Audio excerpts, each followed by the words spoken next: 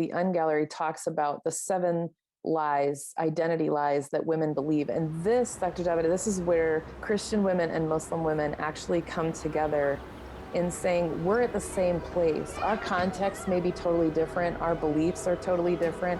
But there are identity lies that we believe about ourselves. Even after we come to know Christ, we can be held captive by these things.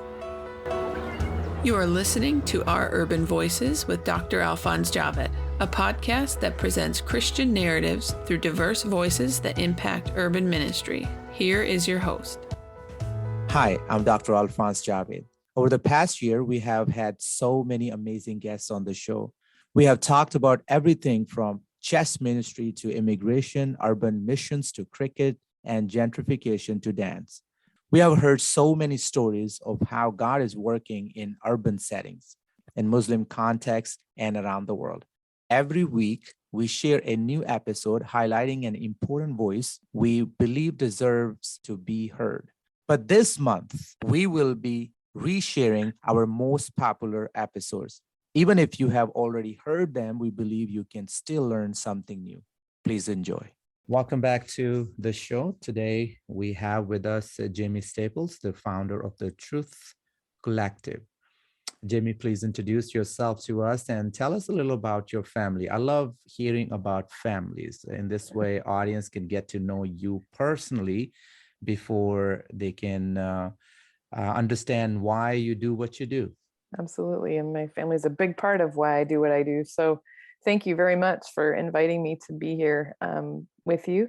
As you said, my name is Jami Staples. I'm the founder and CEO of the Truth Collective, as a ministry inviting women to know, believe, and share what is true about who God is and how he sees women so that Muslim women will have an encounter with Emmanuel.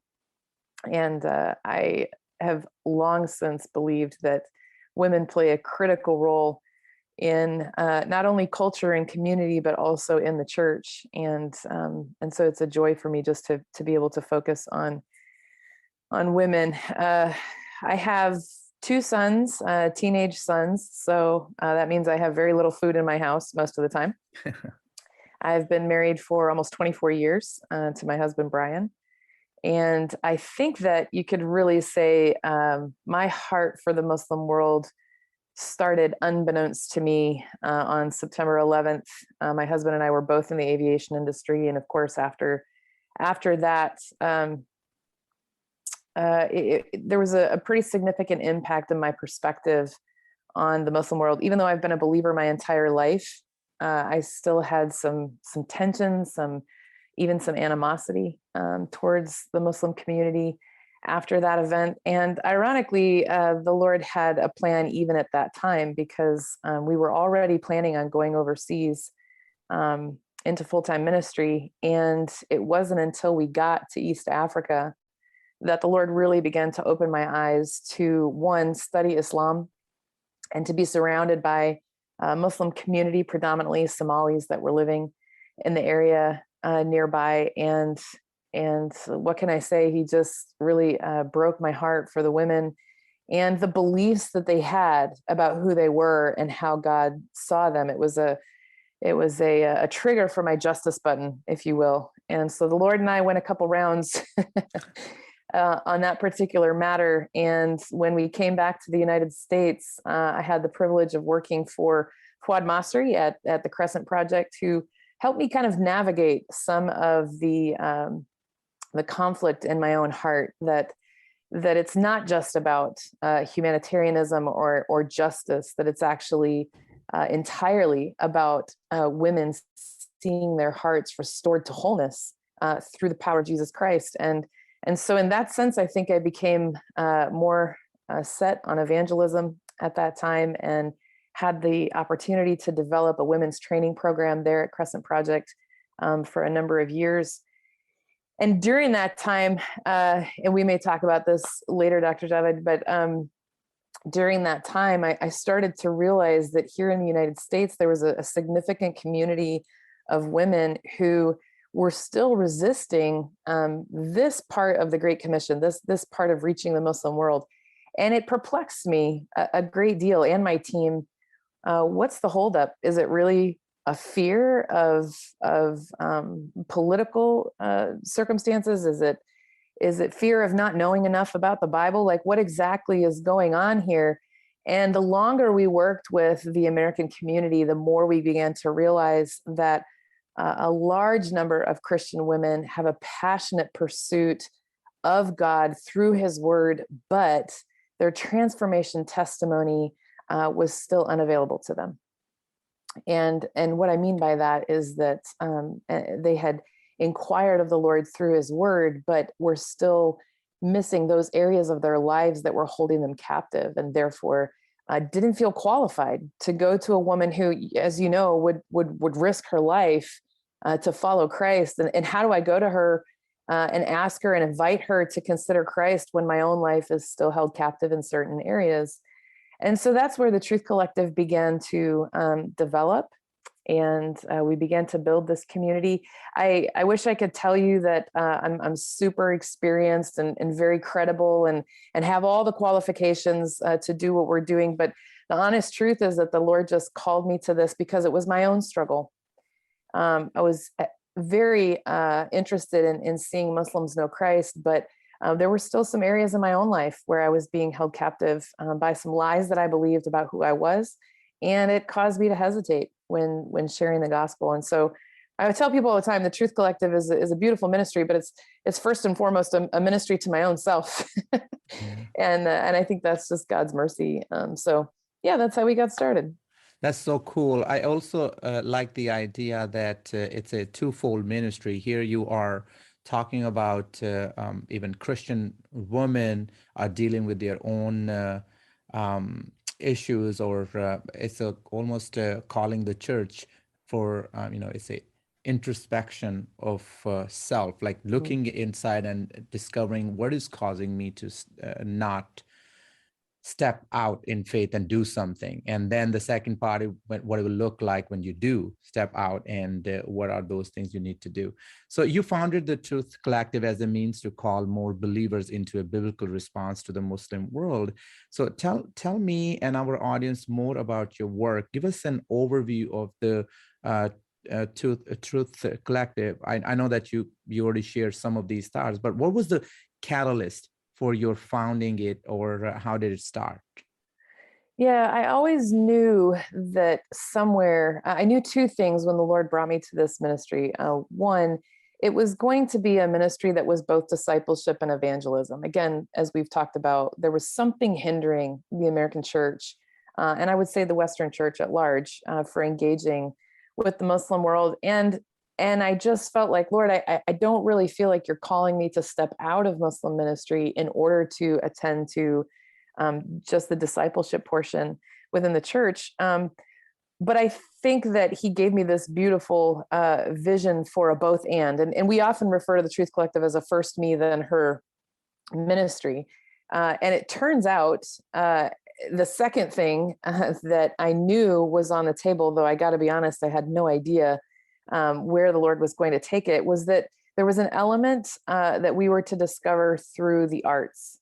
And so I had a vision for an art gallery, an art exhibition, and you can see that on our website, understand that a little bit better. But basically the unGallery talks about the 7 lies, identity lies that women believe. And this, Dr. Javed, this is where Christian women and Muslim women actually come together in saying we're at the same place. Our context may be totally different. Our beliefs are totally different, but there are identity lies that we believe about ourselves. Even after we come to know Christ, we can be held captive by these things. And so the unGallery was really just a creative way to try and do two things. One, let's expose some of the lies that women believe, both Christian women and Muslim women. And two, a creative outlet for us to try and engage Christian women in the topic of reaching out to Muslims by saying, hey, we're not that different. We have these same identity traumas that we both subscribe to. We can minister to them out of our own experience.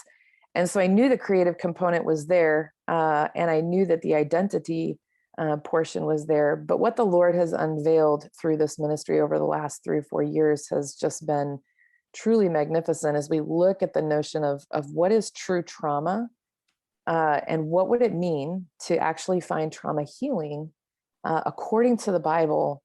It's just been this beautiful discovery that and even in neuroscience, the neuroscience community is actually contributing to this conversation and supporting, unbeknownst to them, supporting a biblical understanding of trauma healing.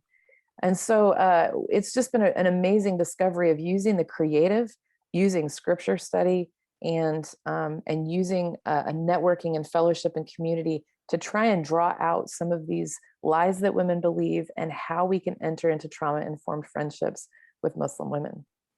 You know, when we started looking into the next set of episodes, and your name was brought up, and of course, we start looking into your website and other things. I was moved by the approach. It was very, very different. Almost everyone in the field of evangelism, missions, and especially those who are Muslim practitioners, it seems like they use similar methods. And in the midst of that, you bring this beautiful concept of art and using that. And I was like, okay, this is so odd, but at the same time, so right. Very different approach. Will speak to people, Muslim people, in a very different way. But most importantly, as I'm listening to you, it occurred to me, you are literally entering into their suffering, and in order to enter into that place, you are also willing to be vulnerable. You are willing to expose yourself so that other can feel comfortable sharing their story. It's like finding, like, in Muslim ministry, we hear about person of peace, or in missions generally, person of peace, looking for that person of peace. So that person of peace is discovering that person of peace within yourself before you go out and talk to other people. I love the idea of evangelism, 7 lies that women have to deal with, right? Yeah. So what is the importance of focusing on Christian women, not Muslim women, Christian women, in your ministry context? Well, so when you look at the lies that women believe around the world, this isn't even just about Christian and Muslim women. This is women in general. This is the attack that Satan has had on the identity of women since the beginning of time. And so when you look at the lies that women subscribe to, things like, I'm not seen, I'm not loved, I'm not heard, I'm not protected. When you look at these lies, you then have to ask the question, is there any hope for ever making those things, as I think it was Tozer said, making those sad things untrue? Is there any hope for the wounds of the heart to actually be completely restored and healed? And as it turns out, obviously the scripture is the only faith system that offers any sort of notion of shalom, the complete restoration, putting back to the way God intended things to be in the Garden of Eden. And that being the case, who better to carry the mantle than Christian women? And as you start to look at the movements of Muslims coming to know Christ, looking at church movements all over the world, you're noticing there's a pretty significant number of women who are having immense impact in the underground church community and in disciple-making movements. And so women are just a very strategic community of people who have influence, quiet influence in some cases. And so I just wanted to leverage and to esteem and honor both the intellect and the influence of women in the church to the Muslim community, but also to Muslim women as they are in their own community, recognizing that they have that influence, and that if we can bring the truth of who we are forward and honor the truth of who God says He is and who God says we are, I think even, as I mentioned before, I think even neuroscience would support that once you heal those identity lies, transformation is inevitable. And once you empower the female community to walk in that truth, there are no limits. Yeah. So I would say like about 2 years ago, there was a Me Too movement, right? And many,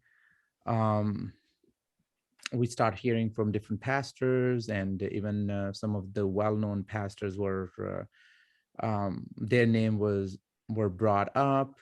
And so my question is this: when we are empowering women, right? When we are dealing with this trauma or helping them to come out of these, whatever has happened, especially I'm talking about, well, in Muslim community, I know what goes on.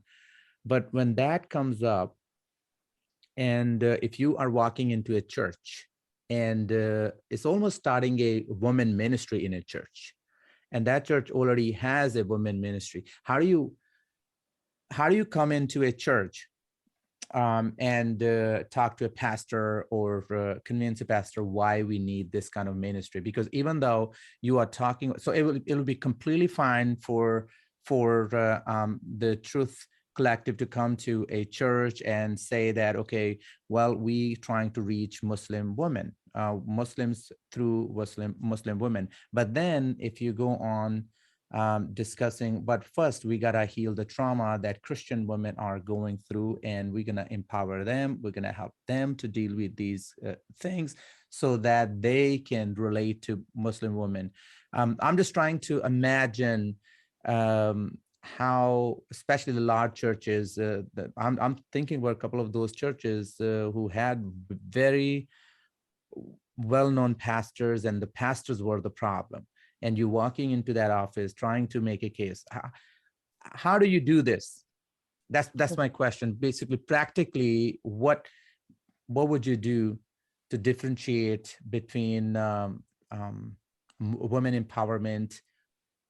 Anyways, Yeah. I hope you're understanding what I'm trying to say. Yeah, I think so. And I think the answer to the question is one of the hardest parts of our ministry is redefining the word trauma.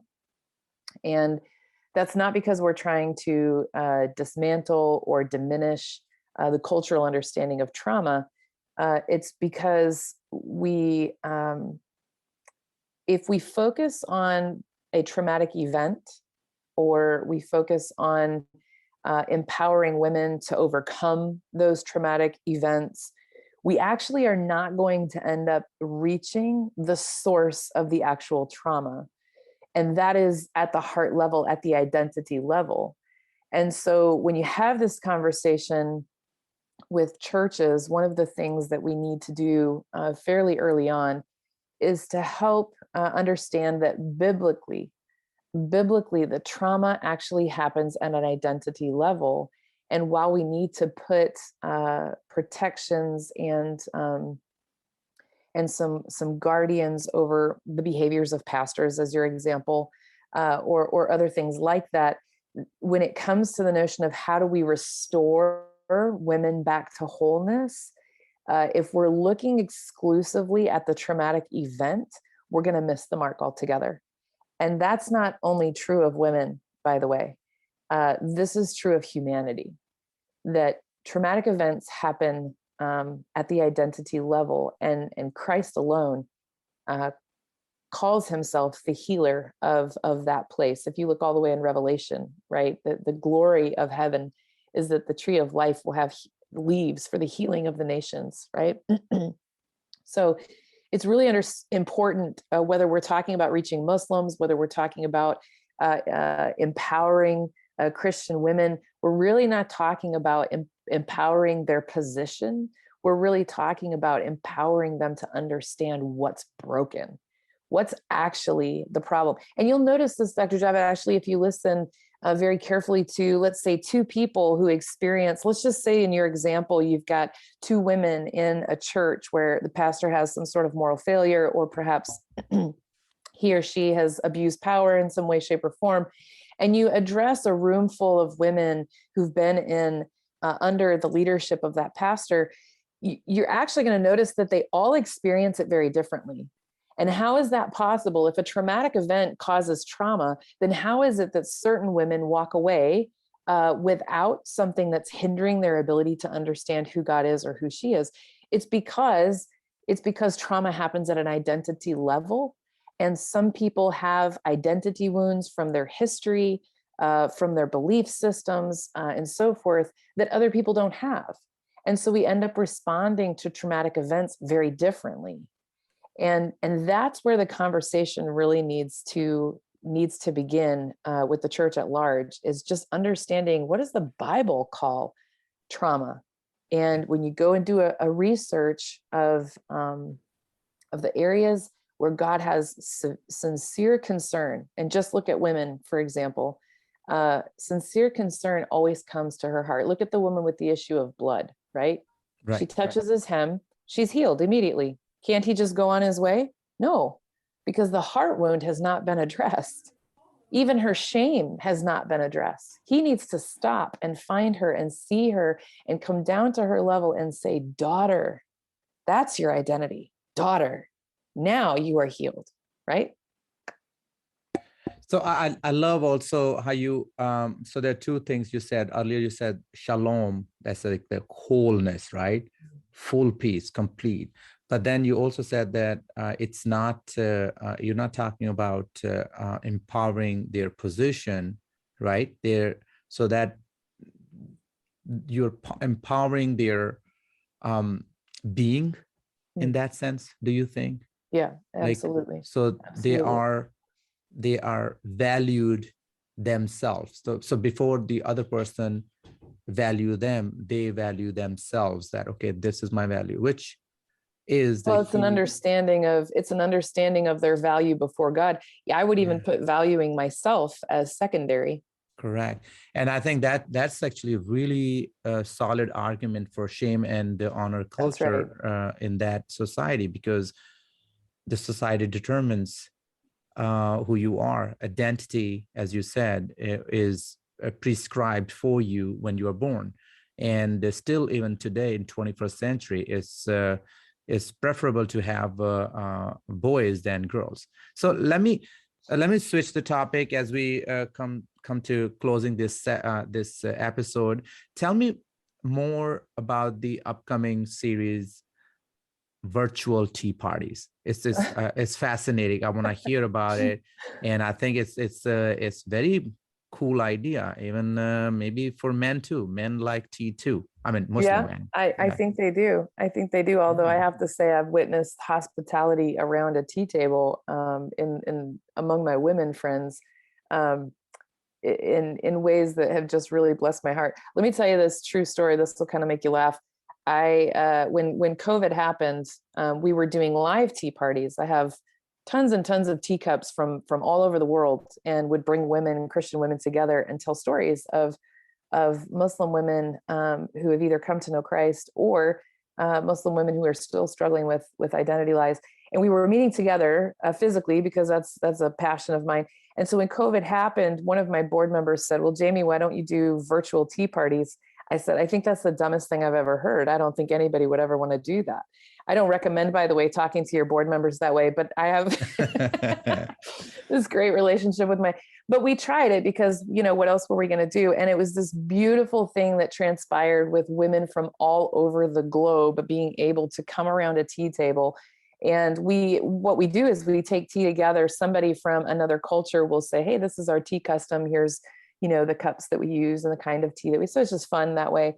But then we open conversation that's relevant to both women who are reaching out to Muslims, and also women who are saying, hey, that's not really something I know how to do, but I'm interested. And so we begin conversations, and we break up into little tea rooms and have a chance to connect more closely with other women in the room. And this year, because of the Afghan crisis, what was coming up more often, and I'm sure you've seen this where you are as well, the conversation of meeting the needs of refugees has been, a hot topic for several years. One of the things that hasn't been discussed so much in that conversation is how trauma plays a role. And there's two reasons why this is really important. One, I don't think I've ever met a refugee who hasn't come with some sort of identity trauma as a result of what they've been through. And two, I rarely meet Christian women who say, "Oh yeah, they've got this deep trauma, but I know exactly what I'm doing. I know how to handle that." No, that's not usually the case. We feel very overwhelmed by the circumstances that our refugee friends have been through. And a lot of times it actually breaks down our desire and courage to reach out to them. And so the hope that we have for the series that we're doing this entire year in our virtual tea parties is to bring some of those conversations forward. How does trauma impact an individual who's been through war or through refugee camps or so on and so forth? How does that impact her? How do I myself enter into that space when I've never been through something like that? So where is my credibility as a friendship? And just bringing forward some of the conversations that'll be really critical in reaching out to refugees. So the tea parties are about an hour long. Once a month, we do that on a Tuesday afternoon, and we enter into these discussions, and it helps build community too of women who are interested in getting together and talking about these best practices. So are these tea parties open for general audience, or is just by invite? Oh, no, it's open to the general public. You can go to the events page on our website and you'll find a list of all the tea party conversations that we'll be having this year, and you can register for online. That's so cool. I started out my ministry in New York. There is a place called Hefzibah House on 75th Street, Central Park, and 75th, and that was one of the top thing that the house did, tea parties. So there was like throughout the year they will have this tea events where some 80 women will show up. So my ministry was to Muslims and discipling younger men. But I always loved it. And when the previous director that I worked with retired, she continued her ministry. She is in her 90s and she does that. She's from Indiana. Yeah, in Indiana. So she's still doing that. So she will create these tea packets. And in that, there is a gospel message, but about the tea somehow. It was like really cool outreach too. And there was so many beautiful cups and teapots and all that.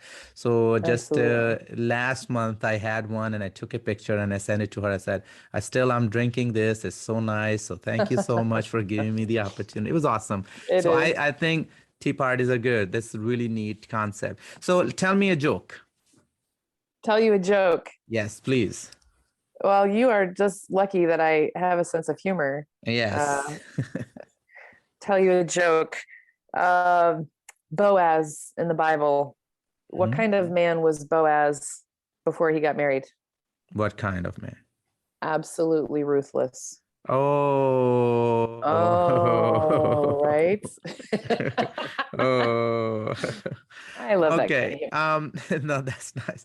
Thank you so much for coming on the show, Jami. It was great to hear you.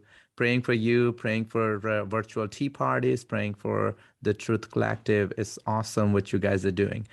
Thank you to you all, our listeners. If you appreciate this podcast, please be sure to leave an honest review wherever you listen to your podcast. Tune in next week for more honest discussions from diverse voices. You've been listening to Our Urban Voices with Dr. Alphonse Javed, which presents Christian narratives through diverse voices that impact urban ministry. Please check back for new episodes every week.